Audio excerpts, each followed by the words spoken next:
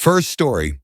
Am I the a-hole for refusing to babysit my sister's kids after she called me just the fun aunt? My 28 female sister, 34 female, and I have always been close, or so I thought. She has 3 kids, 9 female, 6 male, 3 male, and a husband, 36 male, who works long hours. So naturally, I've stepped in to help when I can.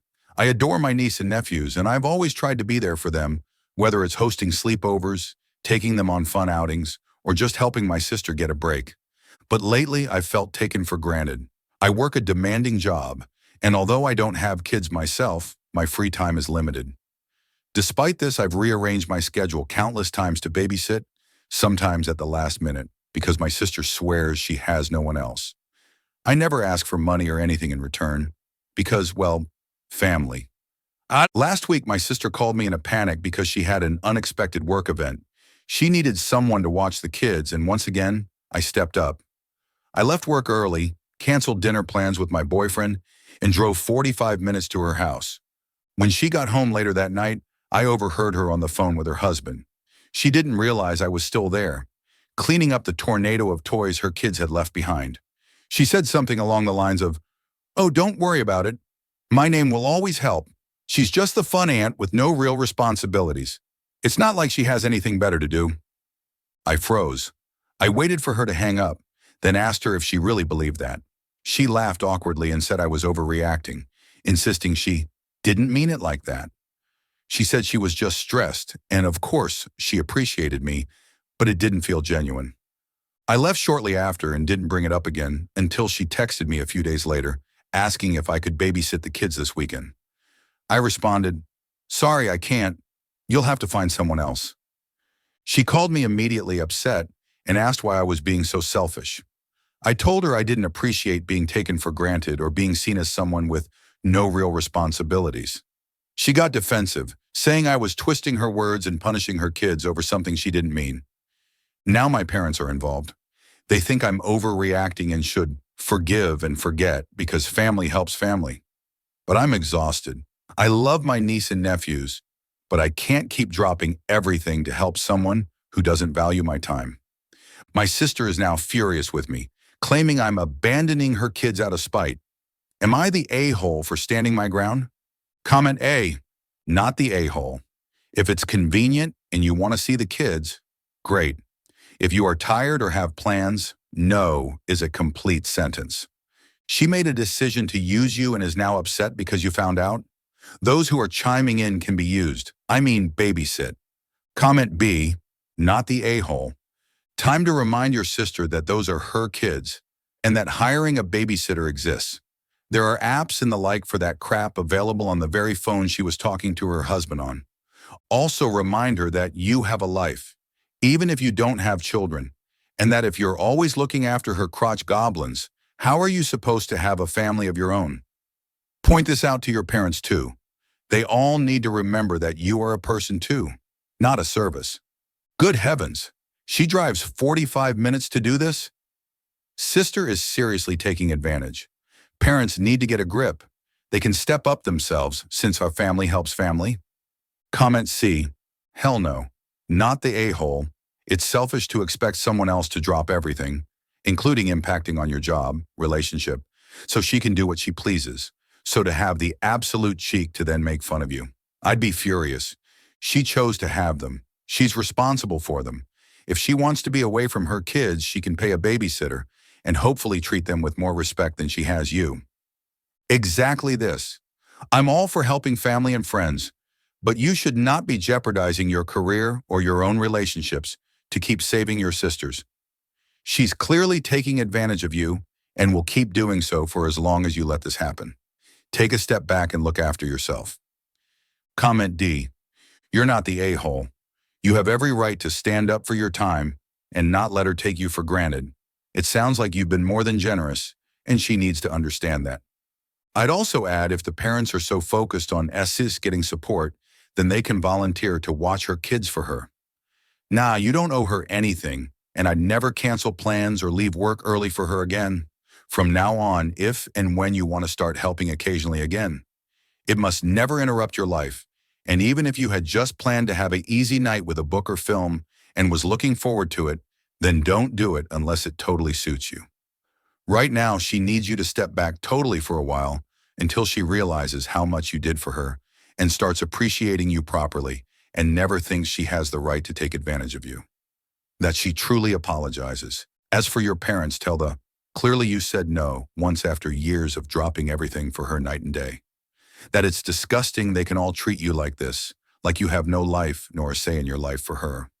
That clear they only want you to do this so they don't have to bother themselves and babysit for her.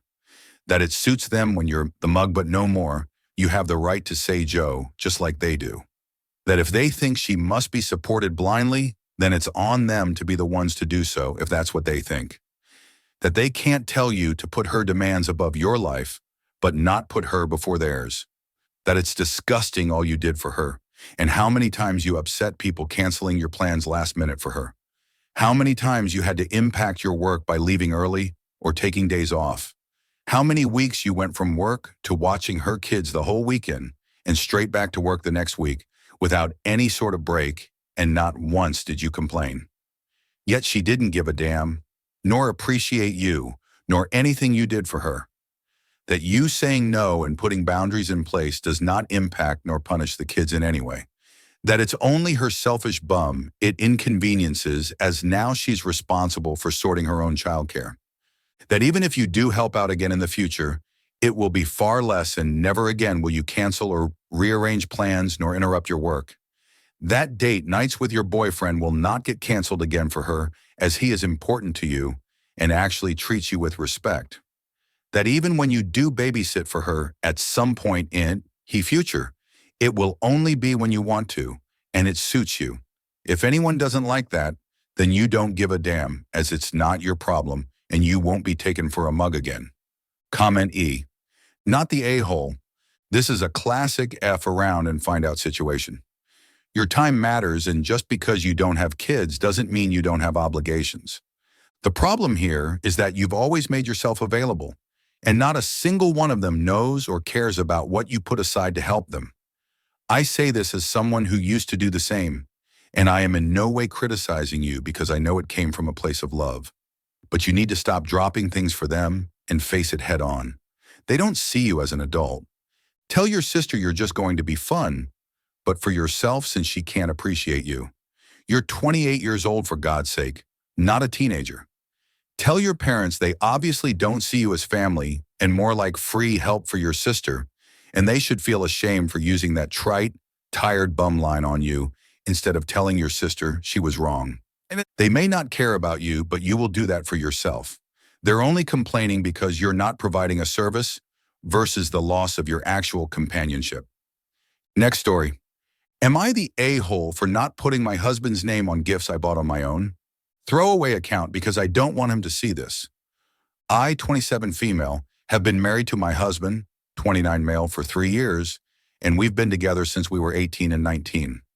The first 2 years we had been together, when we were still pretty young and our relationship was new, we bought Christmas gifts separately, except in some rare cases. But when we got pretty serious, we started making gifts from the both of us to other people. Since then, he has not once helped me buy the gifts.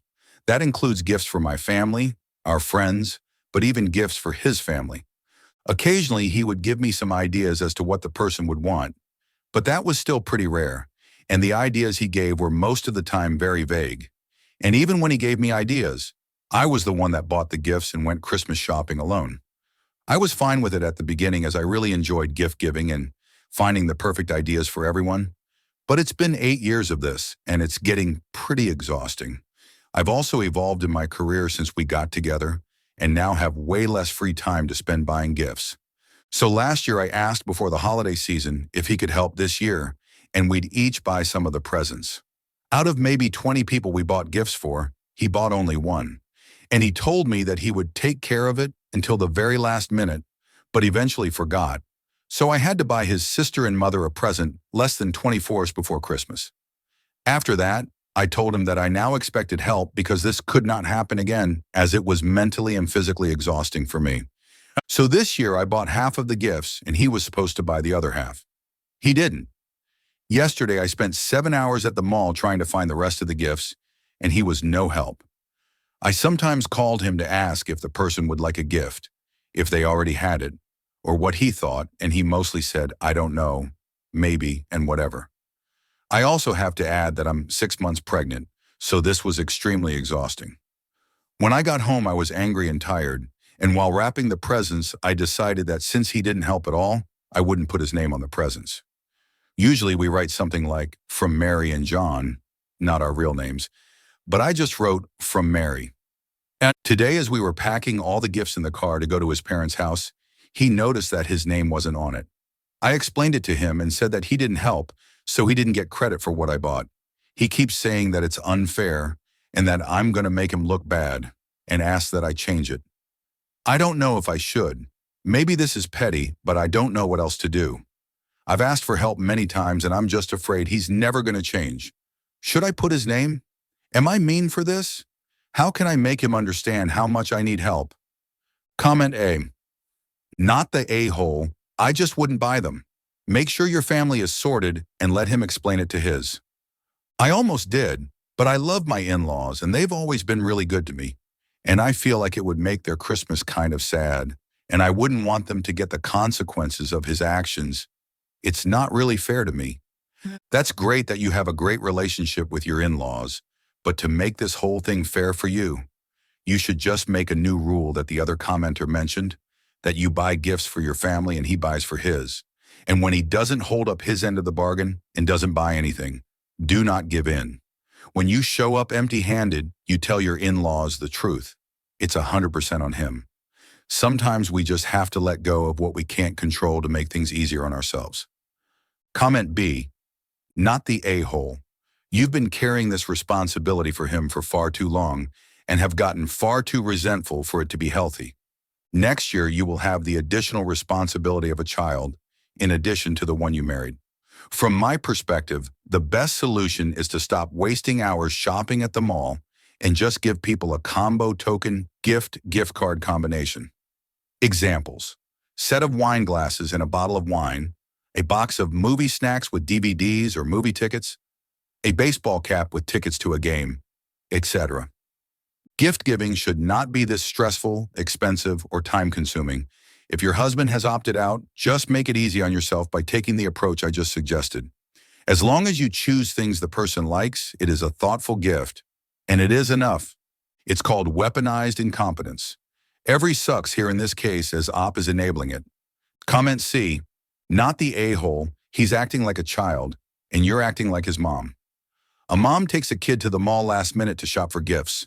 The mom decides what gifts to buy. The mom wraps the gifts. The mom then writes the child's name on the gift. Stop treating him like a child and let him suffer the consequences of his own actions like a grown man. The humiliation should get him sooner or later, and unlike the gifts, only his name belongs on the guilt, not yours. Comment D. Not the a-hole. He should be embarrassed. He's your partner and you asked for help and he refused.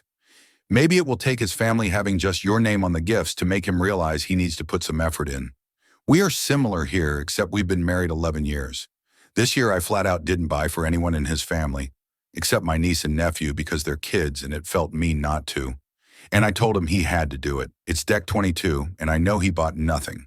So we will show up empty-handed, and if anyone says anything, I'll flat out tell them it was my husband's turn this year to buy gifts. It's not even about actually giving a gift. It's about how these men can't seem to put effort into anyone or anything else that doesn't interest them.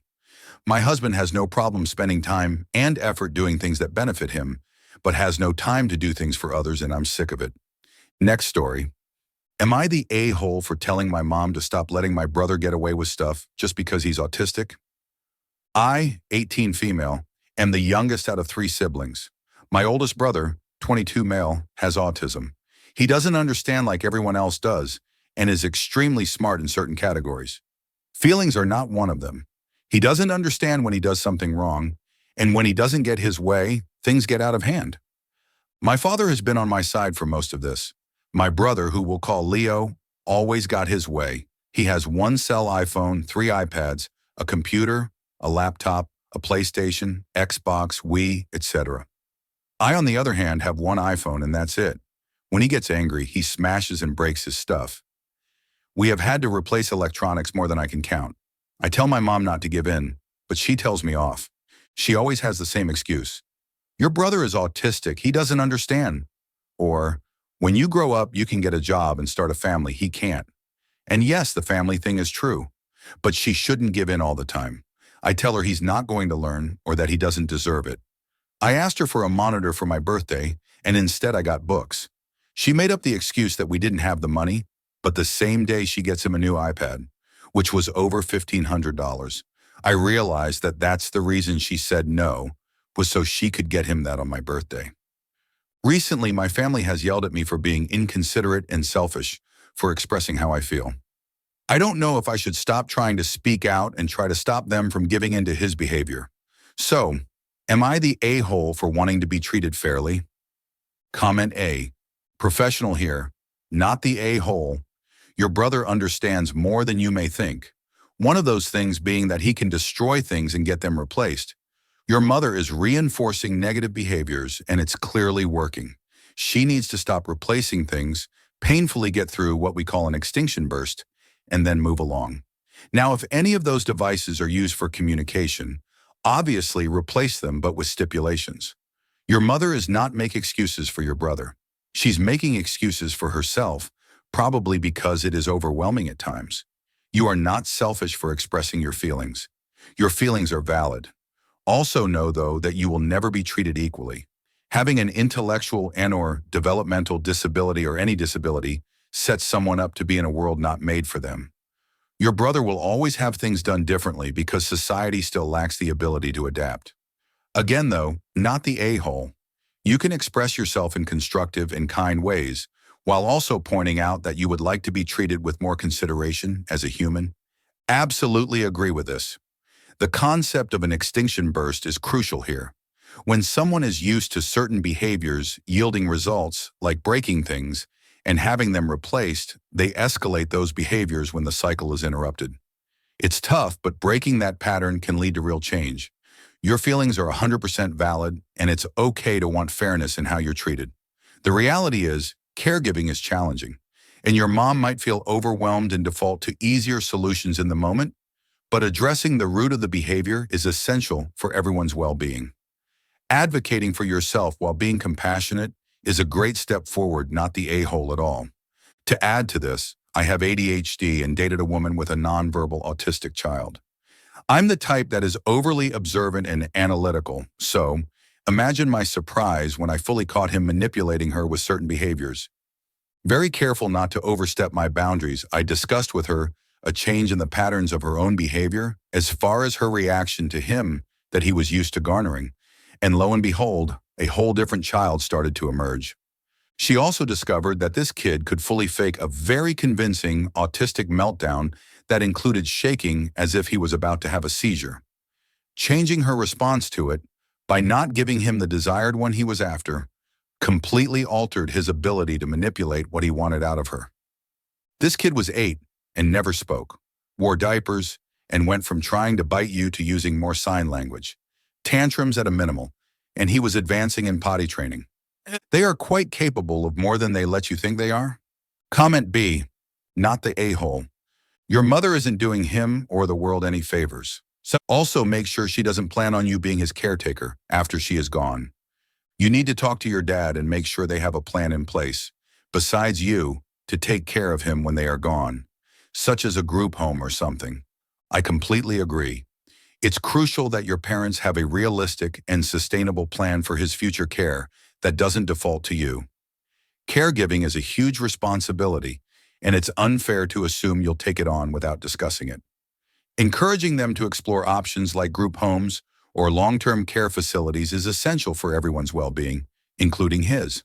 Sounds like he is smart enough to get a job, but doesn't have to, so hasn't. The parents are setting him up to fail in life by not forcing him to adapt to society, but trying to force everyone to adapt to him. There will come a time where they have had enough or can't afford to keep indulging him, and it will probably be too late for him to actually be able to get work and be able to look after himself. I have a friend who sounds like he was like OP's brother, but his enabling mom died when he was 18 and got a rude shock when his dad was running things. Suddenly, he was forced to adapt. He managed to get into software development and eventually became a software architect and did crap loads of coding and managed to excel. People can learn behaviors and coping mechanisms if forced to. It sounds like OP's brother is just doing what they want and having meltdowns and getting rewarded for them. So why would they change? Sounds like when change is forced, it will be way too late for them to actually thrive in life and will live a miserable existence where their ingrained behaviors will no longer be tolerated, meaning isolation and probably very, very poor quality of life. Comment C, as an autistic person myself, you're not the a-hole. I hope you can get out of there as soon as possible. Genuinely. I also hope this holiday season brings you everything you want. Stay strong. Comment D, not the a-hole. This is when you start telling your parents that you will not be responsible for your older brother after they die. Your parents are under the impression that your brother will always be catered to by relatives, when in reality it's done by them and just them. Make it clear that you have no intention of coddling your brother for the rest of your life. Graduate, leave, and never look back. Good luck.